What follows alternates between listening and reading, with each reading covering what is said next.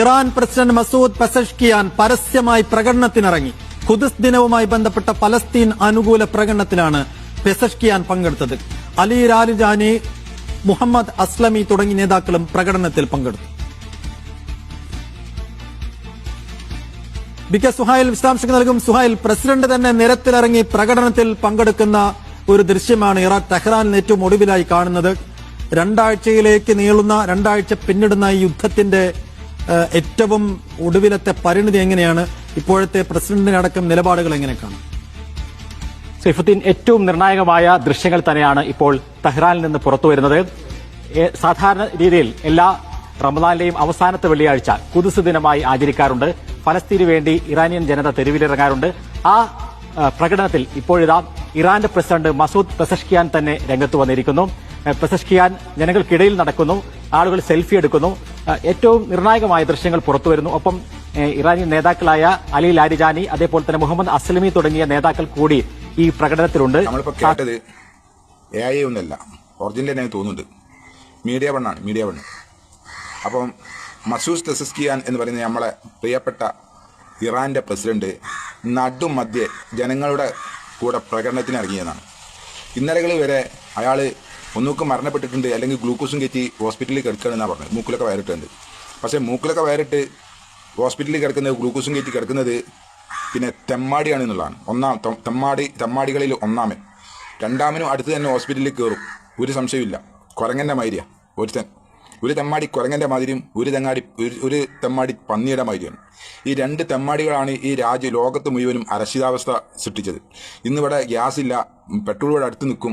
എല്ലാ രീതി കൊണ്ടും നമ്മൾ വളരെയധികം ദുരിതം അനുഭവിച്ചു കൊണ്ടിരിക്കുകയാണ്. പക്ഷേ ആ ദുരിതം അനുഭവിപ്പിച്ച ഈ തെമ്മാടികളെ പറ്റി പറഞ്ഞ ചില തെമ്മാടികളുണ്ട്, അതിനെതിരെ കുരക്കുന്നു. അതിന് പാകിസ്ഥാനിൽ പോയിക്കോ, നീ പാകിസ്ഥാനിയാണ്, നീ തീവ്രവാദിയാണ്. ഇവർക്കൊക്കെ ഈ പിന്നെ രണ്ട് തെമ്മാടികൾ എന്താണ് കൊടുത്തത് എന്നുള്ളതാണ്. ഇവന്മാർക്കൊക്കെ ഈ തെമ്മാടികളിൽ നിന്നാണോ കിട്ടിയിട്ടാണോ കാര്യങ്ങളൊക്കെ കഴിഞ്ഞു പോകുന്നത് എന്നുള്ളത് എന്താ അറിയില്ല. ഇന്നലെ പിന്നെ മിനിയാന്നൊക്കെ ആയിട്ട് കപ്പലിന് വരെ, ഇന്ത്യൻ്റെ കപ്പൽ വരെ പോകാനുള്ള അനുമതി ഇറാൻ കൊടുത്തു. എന്നാൽ ഈ അമേരിക്ക എന്ന് പറയുന്ന അതിൻ്റെ നേതാവ്, തെമ്മാടിയായ ആ നേതാവ് എന്ത് കൊടുത്ത്? എന്തിനാണ് ഇവരെ എത്രമാത്രം സപ്പോർട്ട് ചെയ്യുന്നത്? ഞാൻ അറിയേണ്ടാണ് ചോദിക്കുന്നത്. കാരണം ഈ ഇസ്രായേൽ എന്ന തെമ്മാടിയും ഈ അമേരിക്ക എന്ന പറയുന്ന തെമ്മാടിയാണ് നമ്മളെ ഈ കോലത്തിൽ അരക്ഷിതാവസ്ഥയിലേക്ക് എത്തിച്ചതെങ്കിൽ ആ തെമ്മാടികൾക്ക് സപ്പോർട്ടാണോ നമ്മൾ ചെയ്യേണ്ടത്? ഞാൻ അറിയേണ്ടാണ് ചോദിക്കുന്നത്. ആ തെമ്മാടികൾക്ക് സപ്പോർട്ട് ചെയ്യുന്ന ആളായിക്കാണെങ്കിൽ പിന്നെ ഇവിടെയൊക്കെ ചോദിക്കുന്ന ഒരു ചോദ്യമുണ്ട്. സ്വാഭാവികമായിട്ട് ഇറാൻ മുസ്ലിം ആയതുകൊണ്ടാണ് ഇവിടെയൊക്കെ പിന്നെ ഇറാന് സപ്പോർട്ട് ചെയ്യുന്നത്. ഇറാൻ ഇരയാണ്. കാരണം എന്ന് പറയുകയാണെങ്കിൽ ഇറാൻ അങ്ങോട്ട് അടിച്ചിട്ടല്ല ആ പാവപ്പെട്ട മനുഷ്യന്മാരെ കൂടി കൊന്നു തള്ളിയത്. ഇങ്ങോട്ട് നേരിട്ട് ഈ തെമ്മാടികളായ 2 പേര് കൂടിയിട്ടാണ് ഈ ചെയ്തതെങ്കിൽ ആ തെമ്മാടികൾക്ക് എതിര് തന്നെയാണ് നമ്മൾ നിൽക്കുക. അതിന് ഇപ്പം മുസ്ലിം ആയതുകൊണ്ട് സപ്പോർട്ട് ചെയ്യുകയാണെന്നുണ്ടെങ്കിൽ സൗദി അറേബ്യക്കാണ് സപ്പോർട്ട് ചെയ്യേണ്ടത്. കാരണം ഇസ്ലാമിൻ്റെ 2 എന്താ പറയുക നെടുത്തൂണുകൾ, ചിഹ്നം, ഇസ്ലാമിക ചിഹ്നം 2 ഉള്ളത് സൗദി അറേബ്യയിലാണ്. ഒന്ന് മക്കത്തും ഒന്ന് മദീനയിലും. അപ്പോൾ ഈ രണ്ട് സ്ഥലത്തും ഇസ്ലാമിൻ്റെ ചിഹ്നം സ്ഥിതി ചെയ്യുന്ന സ്ഥലങ്ങളാണ്. അതുപോലെ തന്നെ ഇസ്ലാമിക ഭരണം പേരിനെങ്കിലും കാഴ്ചവെക്കുന്ന ആളുകളാണ് സൗദി അറേബ്യ. ആ സൗദി അറേബ്യക്കാണ് സപ്പോർട്ട് ചെയ്യേണ്ടത്. പിന്നെ എന്തിനാണ് ഈ സിയാക്കളായ ഈ ഇറാനെ നമ്മളൊക്കെ സപ്പോർട്ട് ചെയ്യുന്നത്? അവർ ഇരയാകപ്പെട്ടു എന്നുള്ളത് കൊണ്ട് തന്നെ. അവരിനി പൂർണ്ണമായിട്ടും ഇല്ലാണ്ടായാലും ഇറാന് തന്നെ സപ്പോർട്ട് ചെയ്യുള്ളൂ. കാരണം എന്ന് പറയുകയാണെങ്കിൽ എന്താ അറിയോ, ഈ തെമ്മാടിത്തരം ചെയ്തത് കൊണ്ടാണ് ഇറാൻ തകർന്നത് എന്നുള്ളത് ഉറപ്പാണ്. ഏതായാലും അങ്ങനെ ഇങ്ങനെ തകരുമെന്നും നിങ്ങൾ ആരും സ്വപ്നം കാണണ്ട. അങ്ങനെ തകരുന്ന സ്ഥലമല്ല പിന്നെ ഇറാൻ ഏതായാലും നല്ല അടി അടിച്ചിട്ട് പത്തിരിയാക്കുന്നുണ്ട് ഇസ്രായേൽ. അത് നമ്മളിപ്പോൾ ആ ഒരു വീഡിയോ ഇട്ടുകയാണെങ്കിൽ നിങ്ങൾക്ക് തോന്നും അത് AI ആണെന്ന്. എന്നാൽ അടുത്ത നമ്മളെ പിന്നെ എന്താ പറയുക 24 ഉണ്ട് വരട്ടെ, 24 കൂടി ഒന്ന് കണ്ടു വയ്ക്കുന്നത്. അപ്പം നിങ്ങൾ ശരിക്കും മനസ്സിലാവും ഇറാന് അത് ഈ അവിടുത്തെ നമ്മൾ ഇപ്പോൾ അൽ ജസീറൻ്റെ അല്ലെങ്കിൽ മറ്റുള്ള ഏതെങ്കിലുമൊക്കെ ചാനലിൻ്റെ പിന്നെ വീഡിയോ ആണ് ഡൗൺലോഡ് ചെയ്തെടുക്കുന്നതെങ്കിൽ നിങ്ങൾ പറയും എഡിറ്റ് ചെയ്തതാണ്, അത് മറ്റേ AI ആണ്, അത് മറ്റേതാണെന്ന്. ഇവിടുത്തെ ചാനലിൽ നിങ്ങൾ AI ആണെന്ന് പറയില്ലല്ലോ. അതുകൊണ്ട് നിങ്ങളൊക്കെ ഒന്ന് കണ്ടേ ചൊറിച്ചിലുള്ളവർ നല്ലോണം ഒന്ന് ചൊറിഞ്ഞ് ആശ്വസിച്ചോളി. അത് മാത്രമേ എനിക്ക് പറയാനുള്ളൂ.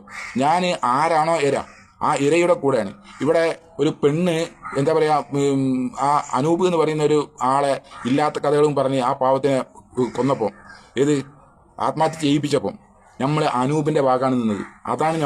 അതാണ് കേരളീയർ, അതാണ് നിഷ്പക്ഷവാദികളായ ലോകത്തുള്ള മുഴുവൻ ആളുകളും എന്ന് മനസ്സിലാക്കണം. നിങ്ങൾ ആ 24-ൻ്റെ ആ ന്യൂസ് കൂടി കണ്ടിട്ട് നിങ്ങൾ ചൊറിയാനുള്ള ആളുകളൊക്കെ നല്ലപോലെ ഒന്ന് ചൊറിഞ്ഞോളി എന്ന് മാത്രമേ എനിക്ക് പറയാനുള്ളൂ. ചൊറിച്ചിലായിട്ടുണ്ട് വരിങ്ങൾ കുറച്ചൊക്കെ. James sir, good morning. Good morning Hashmi. Good morning Smitha. Hi. നമ്മൾ ഈ ഗ്യാസിന്റെ കാര്യം പറഞ്ഞുകൊണ്ടിരിക്കുന്നത്, ഇന്ധനക്ഷാമത്തിന്റെ കാര്യം പറയുമ്പോൾ അവിടെ എന്തെങ്കിലും ഒരു ആശ്വാസം ഉണ്ടാകുമോ, ശമനം ഉണ്ടാകുമോ എന്നുള്ളതാ.